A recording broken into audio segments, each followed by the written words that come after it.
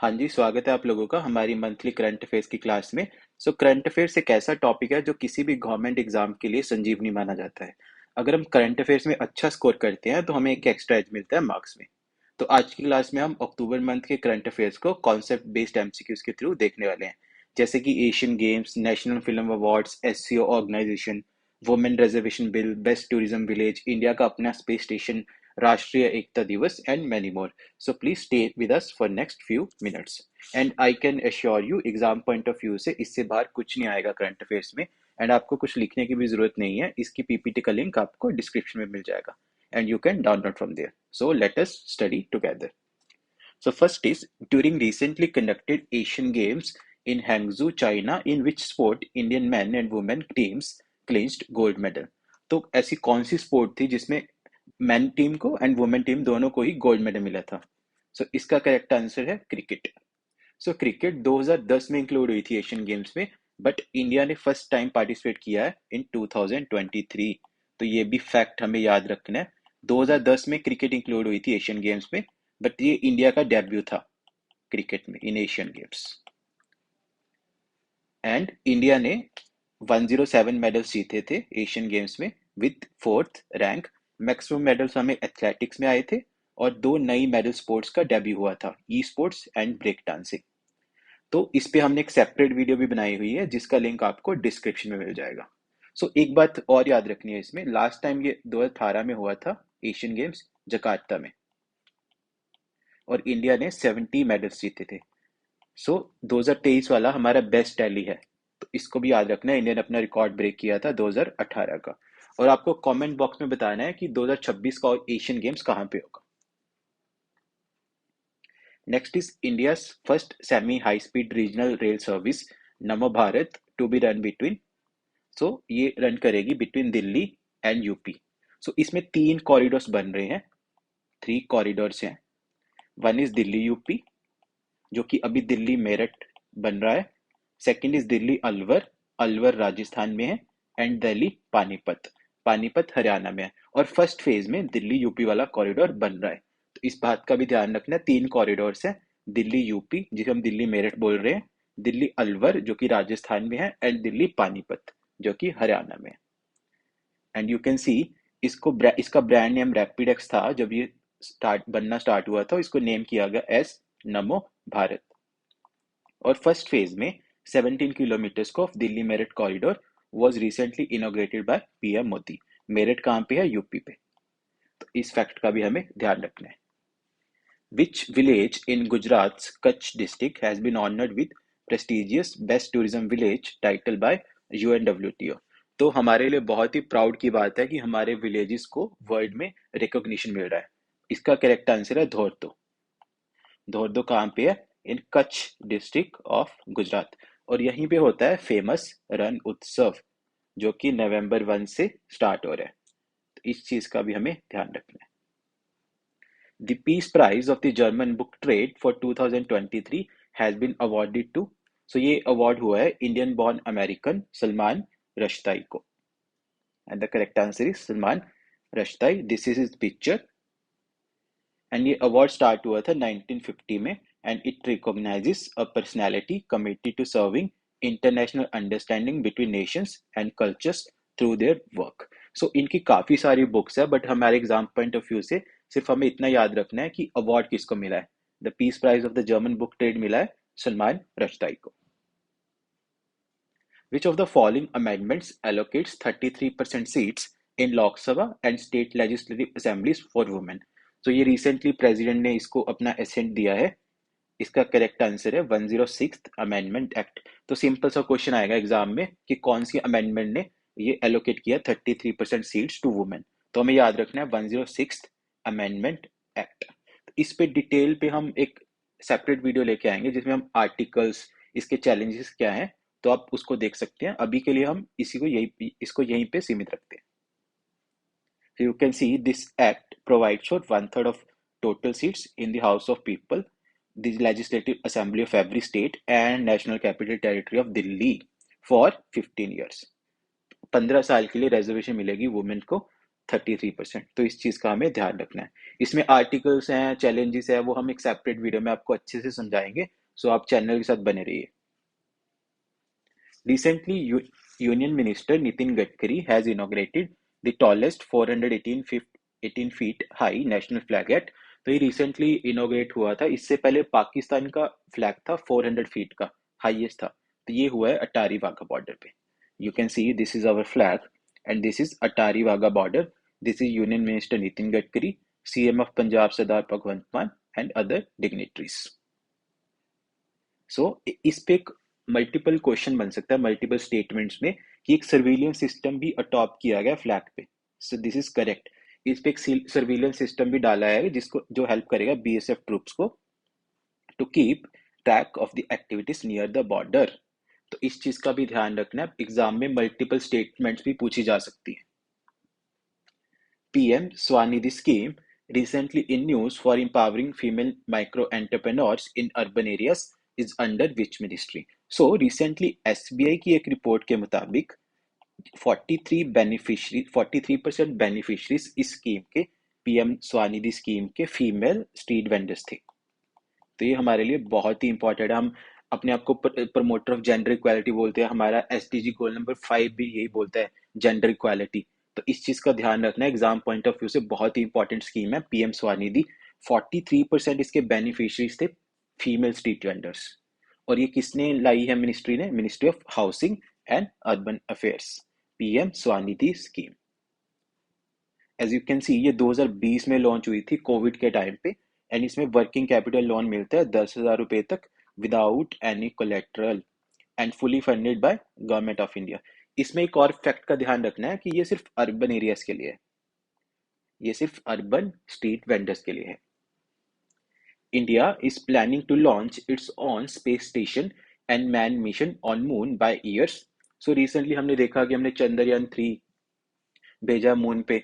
विक्रम ने successfully land कर लिया। रोवर प्रज्ञान ने भी सक्सेसफुली टच किया मून को। एंड उसके बाद हमने आदित्य L1 मिशन भेजा सन को एंड वो भी सक्सेसफुली अपने रूट पे है।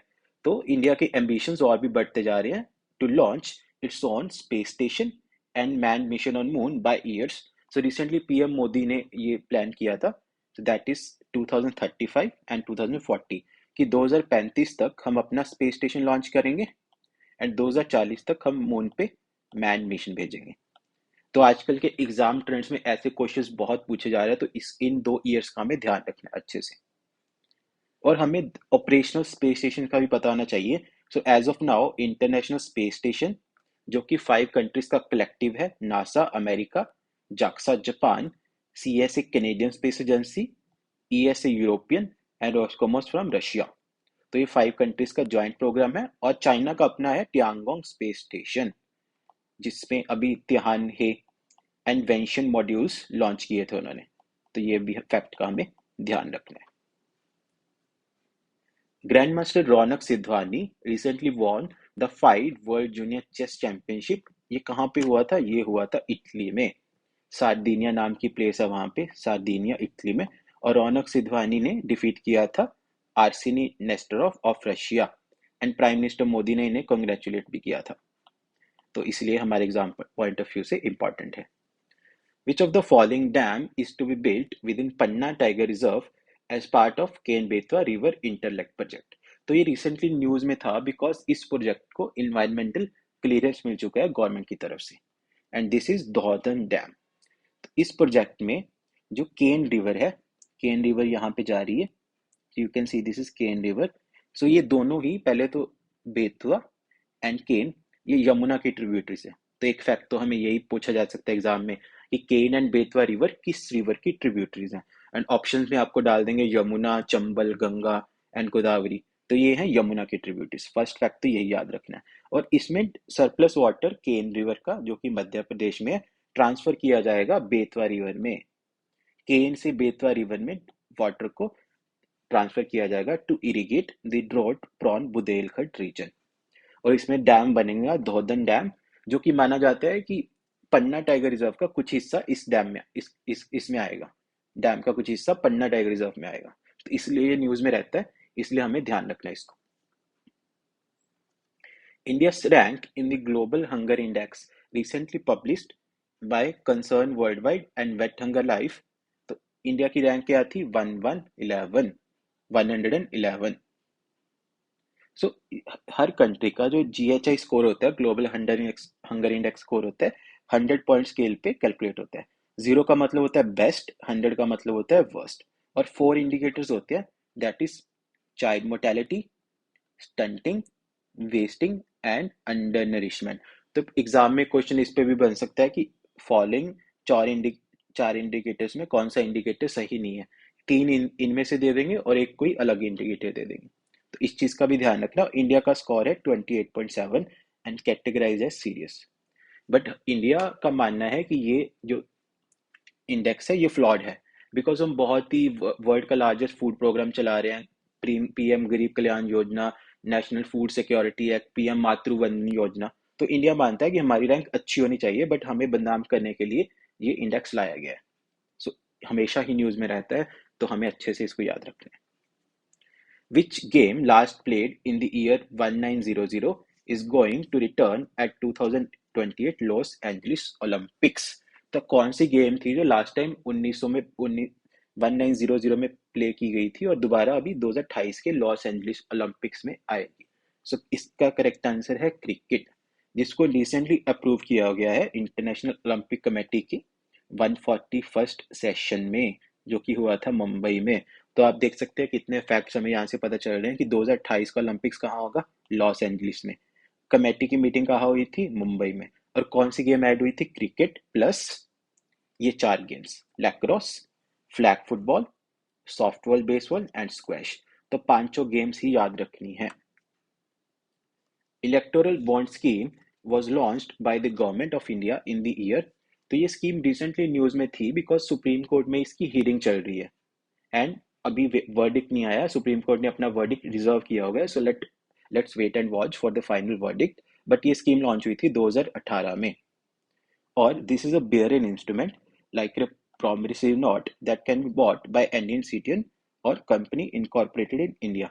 और कौन सा बैंक ऑथराइज्ड है? SBI। 1000 रुपए से लेके 1 करोड़ तक हम डोनेट कर सकते हैं। वैलिडिटी होती है 15 डेज की। और जिन पार्टीज को लास्ट इलेक्शन में 1% वोट्स मिला है, या तो लोकसभा में या स्टेट लेजिस्लेटिव असेंबली में, वो एलिजिबल हैं। तो इस चीज का भी ध्यान रखना, मल्टीपल स्टेट्स में क्वेश्चन पूछा जा सकता है। और कब लॉन्च हुई थी? 2018 में, थ्रू फाइनेंस एक्ट।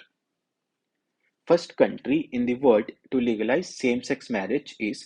तो फर्स्ट कंट्री कौन सी थी जिसने लीगलाइज किया था सेम सेक्स मैरिज को? सो दिस इज नीदरलैंड्स, जिनका 2001 में लॉन्च किया गया था, सॉरी लीगलाइज किया गया था सेम सेक्स मैरिज को। अब रिसेंटली ये न्यूज में था बिकॉज सुप्रीम कोर्ट ने बाय 3-2 मेजॉरिटी जजमेंट ये हेल्ड किया है कि it is up to legislature to undertake social reforms and refuses to grant legal recognition to same sex marriage. Supreme court ने मना कर दिया है कि हम लीगल रिकॉग्निशन नहीं ग्रांट कर रहे हैं सेम सेक्स मैरिज को, और ये लेजिस्लेचर पे है, या तो पार्लियामेंट या state legislative assembly in bills को पास कर सकती है। बिकॉज सुप्रीम कोर्ट 2018 में ऑलरेडी डीक्रिमिनलाइज कर चुका था होमोसेक्सुअलिटी को, एंड सेक्शन 377 ऑफ IPC को अनकॉन्स्टिट्यूशनल डिक्लेयर कर चुका था इन नवतेज सिंह जौहर एंड यूनियन ऑफ इंडिया। तो ये लग रहा था कि एक प्रोग्रेसिव जजमेंट आएगी, बट सुप्रीम कोर्ट ने अभी फाइनली अपना वर्डिक्ट डिक्लेयर किया था रिसेंटली, और ये बोला है कि it is up to legislature, parliament and state legislative assembly to grant legal recognition. तो इस चीज का भी हमें ध्यान रखना। फर्स्ट कंट्री कौन सी थी जिसने लीगलाइज किया था? नीदरलैंड्स इन 2001।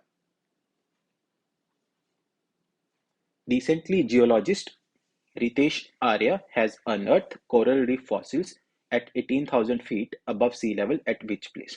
तो ये रिसेंटली अनर्थ हुआ था लद्दाख में।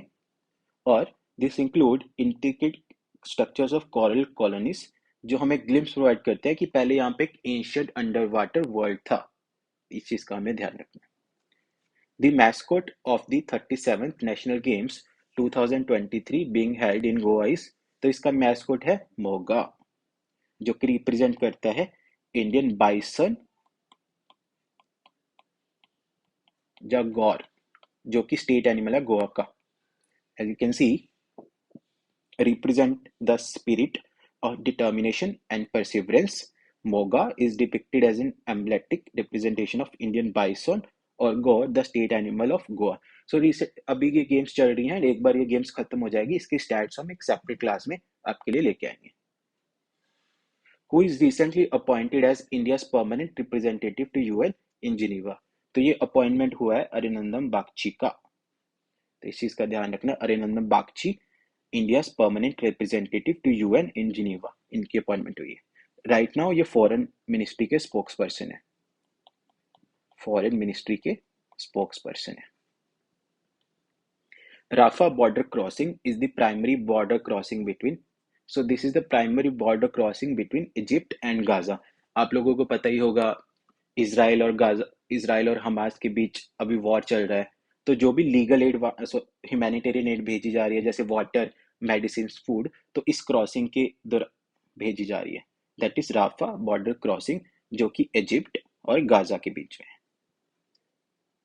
सो यहाँ पे हमें दो ऑपरेशंस का भी ध्यान रखना है. ऑपरेशन आयरन स्वॉर्ड, जो कि इजराइल का ऑपरेशन है हमास के खिलाफ. इजराइल बोल रहा है हम हमास को खत्म कर देंगे गाजा में. और इंडिया का ऑपरेशन है अजय, जो कि to evacuate Indian citizens from Israel. तो इन दो ऑपरेशंस का भी याद रखना. सिंपल से क्वेश्चन बन सकते हैं एग्जाम में कि ऑपरेशन आयरन स्वॉर्ड क्या है, ऑपरेशन अजय क्या है. ऑपरेशन आयरन स्वॉर्ड है इजराइल का operation versus Hamas in Gaza, और ऑपरेशन अजय क्या है, to evacuate Indian citizens from Israel. The Indian Navy has received its latest stealth destroyer, the first warship with separate accommodation for women sailors, named as, तो ये name हुआ है INS Imphal. So this ship was named in recognition of the Indian soldiers जिन्होंने fought किया था in the battle of Imphal during world war two. World war two कब हुआ था, 1939 से 1945 के बीच में. And this is the first Indian Navy ship named after a city in North India, Northeast India. This is our superlative. तो superlative से भी बहुत क्वेश्चन आ सकते हैं, फर्स्ट, लार्जेस्ट, बिगेस्ट, तो इस चीज का हमें ध्यान रखना है. जस्टिस रितु बारी recently became the first woman chief justice of which state's high court? तो ये बनी है पंजाब एंड हरियाणा की. Which country recently took over as chair of Indian Ocean Dream Association? So ये चेयर करेगा श्रीलंका, एंड इंडिया इसका वाइस चेयर है, और मालदीव्स इसका मेंबर है, और इसके हेडक्वार्टर्स है मॉरिशियस में. तो ये चारों ऑप्शंस मेंबर्स भी हैं, और श्रीलंका है chair, India vice chair, Maldives member, Mauritius is headquarters. As you can see map में इसकी कंट्रीज. सो टोटल 23 कंट्रीज हैं. रिसेंट पहले 22 थी, अब रिसेंटली फ्रांस को ऐड किया गया, बिकॉज फ्रांस की कुछ ओवरसीज टेरिटरीज है इंडियन ओशन में, लाइक रियूनियन एंड मायोटे. तो ये फ्रांस के ओवरसीज टेरिटरी हैं इन इंडियन ओशन कुछ यहाँ पे. और मेंबर्स कौन से हैं, South Africa, Mozambique, Tanzania, Kenya, Somalia, Yemen, Oman, Iran, UAE, India, Bangladesh, Sri Lanka, Thailand, Malaysia, Singapore, Indonesia, Australia, Seychelles, Comoros, Madagascar and Mauritius. तो 23 मेंबर स्टेट्स हैं. Health minister Mansukh Mandaviya recently inaugurated the first medical college of which state? तो इन्होंने recently इनोग्रेट किया था नागालैंड का first medical college. You can see this is Nagaland first medical college. With visa free access to 57 countries, India's rank in the Henley passport index 2023 is, तो India की rank थी 80th. और ये पब्लिश कौन करता है, हैनले एंड पार्टनर्स. तो एक आर्ट एंड कैपिटल का भी होता है पासपोर्ट इंडेक्स, तो पेपर में कंफ्यूज नहीं होना है, दो पासपोर्ट इंडेक्स होते हैं.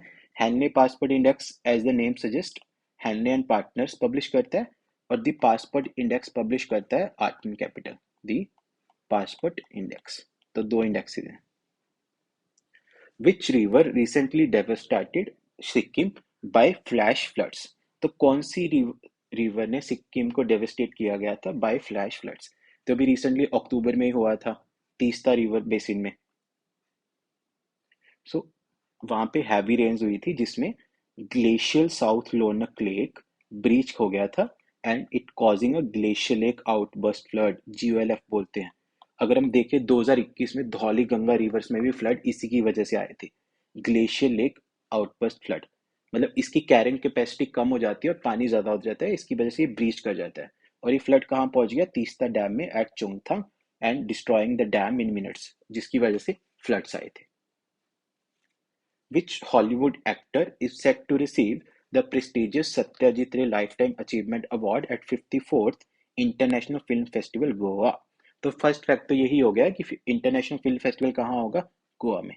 बट इसका करेक्ट आंसर है माइकल डगलस, जो कि एक एक्टर भी हैं, डायरेक्टर भी हैं, प्रोड्यूसर भी हैं, और 2 टाइम इन्होंने ऑस्कर भी जीता हुआ है। तो हमारे एग्जाम पॉइंट ऑफ व्यू से इम्पॉर्टेंट है। और फर्स्ट टाइम ये अवार्ड इंस्टीट्यूट हुआ था in the year 1999। Which of the following film personalities has been honored with 53rd Dadasaheb Phalke Lifetime Achievement Award for the year 2021? 2021 के लिए किसको मिला है दादा साहिब फाल्के अवार्ड? सो ये मिला है वहीदा रहमान जी को।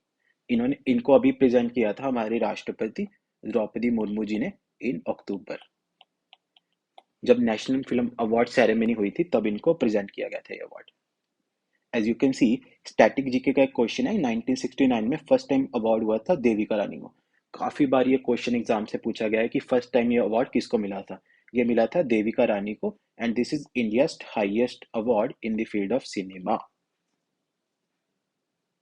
Best actress award in recently held 69th national film awards 2023 हमने पिछली स्लाइड में डिस्कस किया था, वहीदा रहमान को यहीं पे मिला था दादा साहिब फाल्के अवार्ड। और ये मिला है आलिया भट्ट एंड कृति सेनन दोनों को ज्वाइंटली। आलिया भट्ट को मिला है फॉर गंगूबाई काठावाड़ी, एंड कृति सेनन को मिला है मिमी मूवी, जो कि एक सोशल इश्यूज पे मूवी थी, सरोगेसी पे ये मूवी बनी थी। And this is Kriti Sanon, Alia Bhatt, and Pallavi Joshi को ये अवार्ड मिला था for best supporting actress in her movie the Kashmir files. इस चीज का भी ध्यान रखना, आजकल best supporting actor, best supporting actress पे भी क्वेश्चंस आ जाते हैं एग्जाम्स में। And this is Waheeda Rehman Dadasaheb Phalke award. So this is additional information. Best feature film का अवार्ड मिला था रॉकेटरी को, and this is R Madhavan. इन्होंने एक्टिंग भी की थी, डायरेक्टर भी यही थे और प्रोड्यूसर भी यही थे इस मूवी के। बेस्ट एक्टर का अवार्ड मिला Allu Arjun for his movie Pushpa. Best supporting actor का मिला था पंकज त्रिपाठी को फॉर हिज मूवी मिमी। हमने लास्ट स्लाइड में देखा था कृति सेनन को बेस्ट एक्ट्रेस का अवार्ड मिला था इस मूवी के लिए। तो ये अवार्ड्स का भी हमें ध्यान रखना है। एंड बेस्ट हिंदी फिल्म का अवार्ड मिला था सरदार उधम को। यहाँ पे मैंने मेंशन नहीं किया, बट ये भी याद रखना है, बेस्ट हिंदी फिल्म का अवार्ड मिला था सरदार उधम, जिसमें विक्की कौशल ने रोल किया था। Which Tamil writer was recently presented with Saraswati Samman for his memoirs Surya Vamsam? For his or memoirs Surya Vamsam. तो ये मिला है शिव शंकरी को, और किसने प्रेजेंट किया था? वीरप्पा मोइली ने। सो ये अवार्ड 1991 में स्टार्ट हुआ था बाय द के Birla foundation in 22 languages of the 8th schedule. हमारे कॉन्स्टिट्यूशन के 8वें शेड्यूल में जो 22 लैंग्वेजेस है, उनमें से एक लैंग्वेज को ये अवार्ड मिलता है हर साल, और 15 लाख रुपए भी मिलते हैं साथ में। Which of the following pairs of Nobel prizes and their winners is incorrect? तो लिटरेचर मिला था जॉन फॉल्स को, this is correct. Peace prize मिला था नरगिस मोहम्मदी को, जो रिसेंटली अभी ईरान में जेल में है। और फिजिक्स का अवार्ड ये नहीं मिला था, ये Drew Weissman and Katalin Kariko को मिला था मेडिसिन में। सो ये ऑप्शन इनकरेक्ट है। As you can see, medicine में मिला था Katalin Kariko and Drew Weissman को फॉर mRNA वैक्सीन्स, जो बहुत ही इनएक्सपेंसिव होती हैं और नॉन इन्फेक्शियस होती हैं, और मास वैक्सीनेशन के लिए अच्छी होती हैं। इस पे हमने सेपरेट वीडियो बनाई हुई है जिसमें हमने शॉर्ट ट्रिक्स भी डिस्कस की थी, उसका लिंक आपको डिस्क्रिप्शन में मिल जाएगा, जिसमें हमने इंडियन नोबेल प्राइजेस को भी डिस्कस किया था कि इंडिया में से किस किस को नोबेल प्राइज मिला हुआ है। हमने सब कुछ उस वीडियो में डिस्कस किया हुआ है, तो आप डिस्क्रिप्शन में जाके उस वीडियो को देख सकते हैं। शॉर्ट वीडियो है, ज़्यादा लंबी नहीं है। इस पे हमने शॉर्ट ट्रिक देखी थी Medicare with the D silent. Medicare with the D silent. Medi means medicine, K means Katalin Kariko, D R E means Drew Weissman. Medicare with the D silent. As you can see, literature में मिला था Jon Fosse को for his innovative plays and prose which give voice to the unsayable. So ये बाकी awardees हैं। Physics मिला था Pierre Agostini, Ferenc Krausz, Anne L'Huillier for एटोसेकेंड pulses of light. Peace prize मैंने अभी बताया आपको, नरगिस मोहम्मदी, जो कि अभी ईरान की जेल में है। Literature Jon Fosse, economic sciences मिला था क्लॉडिया गॉर्डिन को for having advanced our understanding of women's labour market outcomes. Chemistry मिला था Moungi G Bawendi, Louis C Brus and Alexei Ekimov को। इस पे हमने डिस्कस किया था short trick MLA Ekimov. MLA Ekimov, M means Moungi, L means Louis, A means Alexei and Ekimov. MLA Ekimov हमने short trick discuss की थी। ये मिला था क्वांटम डॉट्स के लिए। क्वांटम डॉट्स टाइनी पार्टिकल्स होते हैं जो कि एलईडी टीवी सेंसर्स और डग टीवी में यूज होते हैं। तो इन सब पे हमने सेपरेट वीडियो भी बनाई हुई है और आप यहाँ से भी पढ़ सकते हैं अच्छे से। Recently, which city was designated as City of Literature in UNESCO's list of cities, Creative Cities Network? तो रिसेंटली अक्टूबर 31 को वर्ल्ड सिटीज डे सेलिब्रेट होता है और 55 वर्ल्ड सिटीज को रिकॉग्निशन मिला था इन UNESCO list of creative cities network. और India में 2 सिटीज ऐड हुई हैं। फर्स्ट इज कोइकोड, जिसको as city of literature, and Gwalior as city of music. This you can see, Gwalior as city of music and Kozhikode as city of literature. So total 55 world cities add हुई थी on 31 October world cities day. India में 2 cities add हुई थी। अब India में total 8 cities हो चुकी हैं। फर्स्ट सिटी इंडिया की कौन सी थी? जयपुर। 2015 में जयपुर को ऐड किया गया था। इस पे भी हमने सेपरेट वीडियो बनाई हुई है जिसका लिंक आपको डिस्क्रिप्शन में मिल जाएगा। हमने अच्छे से इसको डिटेल में एमसीक्यूज के साथ बताया हुआ है। India clinched triple one medals at the 4th Asian para games held in. तो ये गेम्स कहाँ पे हुई थी? ये गेम्स हुई थी चाइना में। इंडिया ने ट्रिपल वन मेडल्स जीते हैं विद 5th पोजीशन। और सबसे ज्यादा मेडल हमें एथलेटिक्स पे मिले हैं। और शीतल देवी जो कि आर्चरी से है, इन्होंने 3 मेडल जीते थे, 2 गोल्ड 1 सिल्वर। तो इस पे हमें ये भी ध्यान रखना है कि एशियन गेम्स 2023 भी चाइना में ही हुई थी, यहीं पे हुई थी हैंगजू में, जिसमें इंडिया ने 107 मेडल्स जीते थे। इस पे भी हमने सेपरेट वीडियो बना रखी है, तो आप लोग वहां पे जाके एशियन गेम्स के बारे में पढ़ सकते हैं। Recently inaugurated Maitri Super Thermal Power Project is located in which country? So ये इंडिया और बांग्लादेश का ज्वाइंट प्रोजेक्ट था जिसको भेल ऑर्गेनाइजेशन पीएसयू है हमारी, उसने कॉपरेट किया था इसमें। ये है बांग्लादेश में। You can see this project is a symbol of successful cooperation between India and Bangladesh. The joint bilateral training exercise हरीमू शक्ति 2023 is held between। तो ये अभी चल रही है एक्सरसाइज, ये चल रही है इंडिया एंड मलेशिया के बीच में इन उमरोई मेघालय। सो इंडिया की कंटिजेंट कौन सी है? राजपूत रेजिमेंट। और लास्ट टाइम ये हुआ था मलेशिया में, तो इस चीज का भी हमें ध्यान रखना। The राष्ट्रीय एकता दिवस is celebrated on 31st October to mark the birth anniversary of। तो 31st अक्टूबर किसकी बर्थ एनिवर्सरी होती है? अभी प्राइम मिनिस्टर मोदी जी गए थे स्टैच्यू ऑफ यूनिटी पे, सरदार वल्लभ भाई पटेल की। सो स्टैच्यू ऑफ यूनिटी ये वर्ल्ड का टालेस्ट स्टैच्यू है और ये 2018 में डेडिकेट किया गया था टू सरदार वल्लभ भाई पटेल, जिसको हम नेशनल यूनिटी डे भी बोलते हैं और राष्ट्रीय एकता दिवस। Jamrani dam multipurpose project is situated in which state? तो ये सिचुएटेड है उत्तराखंड में। रिसेंटली इसको प्रधानमंत्री कृषि सिंचाई योजना के अंदर इंडक्ट किया गया है and accelerated irrigation benefit programme. तो प्रधानमंत्री कृषि सिंचाई योजना में 75:25 होता है। 75% सेंटर कंट्रीब्यूट करता है और 25% स्टेट कंट्रीब्यूट करता है। It's a centrally sponsored scheme. Which country is recently inducted as 9th member in SCO? तो किसको इंडक्ट किया था रिसेंटली? ये इंडक्ट किया गया था ईरान को।